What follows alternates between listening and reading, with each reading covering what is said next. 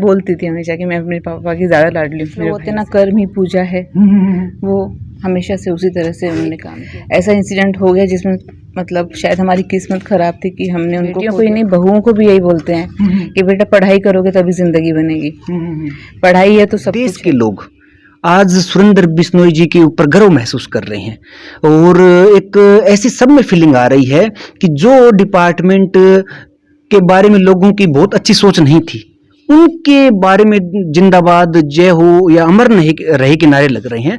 तो आपको अभी उनकी बेटी होने पे कितना प्राउड हो रहा है?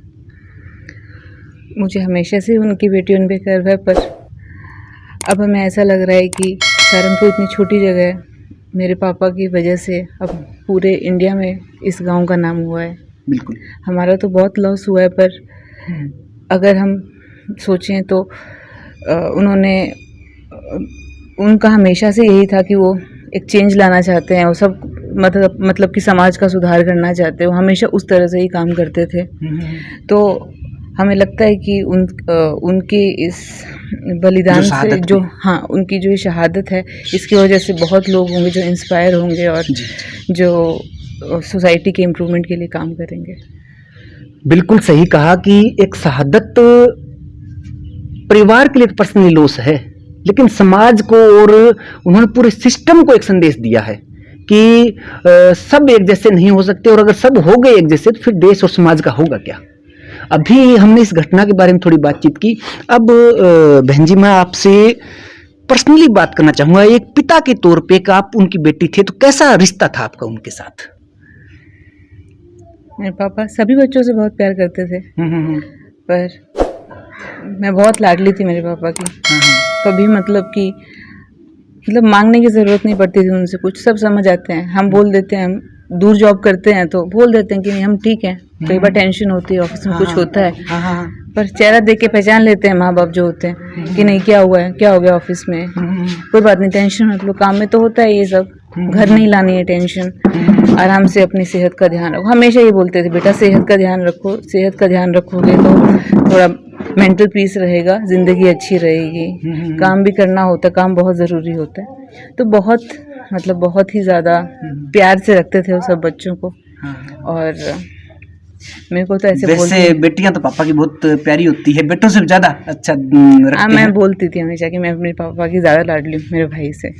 वो नहीं मानता, पर मुझे पता है मेरा पापा मुझसे बहुत ज़्यादा प्यार करते हैं, अभी भी करते होंगे जहाँ भी होंगे। बिल्कुल। तो ये तो एक लगाव होता है बेटियों का तो अपने पापा से, पिताजी से। तो यही हम बातचीत कर रहे थे। सुरेंद्र जी के बेटे सिद्धार्थ जी से भी हमने बातचीत की थी, उनकी फीलिंग्स, भावनाएं भी आप तक पहुंचाई थी। कोई एक ऐसी आप घटना उनके बारे में या ऐसा कोई इंसिडेंट आप बताना चाहोगे जो समाज को प्रेरणा दे? ऐसे सच तो मुझे कोई पर्टिकुलर इंसिडेंट तो नहीं ध्यान है, पर मतलब कि वो कुछ लोग होते हैं ना, कर्म ही पूजा है, वो हमेशा से उसी तरह से उन्होंने काम किया। ये एक ऐसा इंसिडेंट हो गया जिसमें मतलब शायद हमारी किस्मत ख़राब थी कि हमने उनको खो दिया। उन्होंने बहुत बार ऐसे रिस्क लिए हैं लाइफ के कि मतलब काम तो करना ही पड़ेगा, सबसे आगे रहते थे वो हमेशा। हरियाणा में बहुत सारे जैसे कभी कुछ झगड़ा हो गया, कभी कुछ हो गया, या आश्रम वगैरह वाले जो होते हैं सबसे आगे रहते थे हमेशा की। और कोई इनको रोकता था, अरे हम नहीं जाएंगे तो बाकी कैसे जाएंगे, तो हमेशा सबसे आगे रहते थे पापा। और बहुत इंस्पायरिंग मतलब काम की तरफ। आई थिंक जो हम भी थोड़ा सा वर्कोहॉलिक थोड़ा है तो पापा की वजह से ही है। पापा भी ऐसे ही काम करते थे, हम लोग भी उसी तरह काम करते हैं। तो यही एक अच्छे इंसान के जो गुण है ना, वो एकदम से नहीं बनते। वो शुरुआत में कुछ नियम, कुछ सिद्धांत, कुछ जीवन जीने के आदर्श उनके स्थापित होते हैं, और वही जो आदर्श हैं वो परिवार में भी दिख रहे हैं। तो हमने प्रियंका जी से, जो उनकी बेटी हैं, इनसे हमने बातचीत की।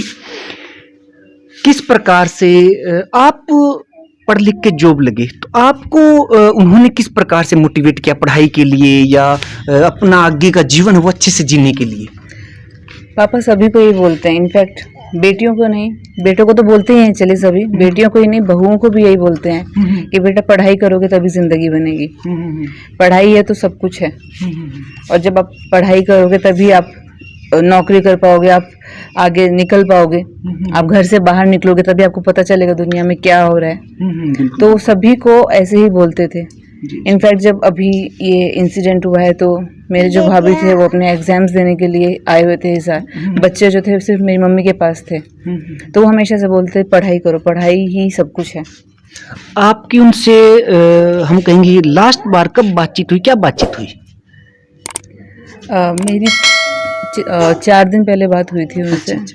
पापा सिर्फ एक ही बात करते थे, खाना खाया तुमने? क्या खाया तूने? नहीं, तूने खाना नहीं खाया, तुम ऐसे ही बोल रही है, ध्यान रखो अपना, तबीयत का ध्यान रखो, बस यही सब। और मैं बैंक में जॉब करती हूँ, तो कि बैंक में कैसा चल रहा है तेरा, तो बस वही सब बातें। आपको ये एक दो ऐसी बातें जो संदेश उनकी तरफ आपने पूरा अनुभव रहा आप उनसे, क्योंकि भाई बेटियों से तो पापा की बहुत अच्छी बनती भी है और उनसे कोई दूर नहीं होता, तो कोई उनके जीवन का एक आदर्श जो लोगों तक पहुंचाना चाहो?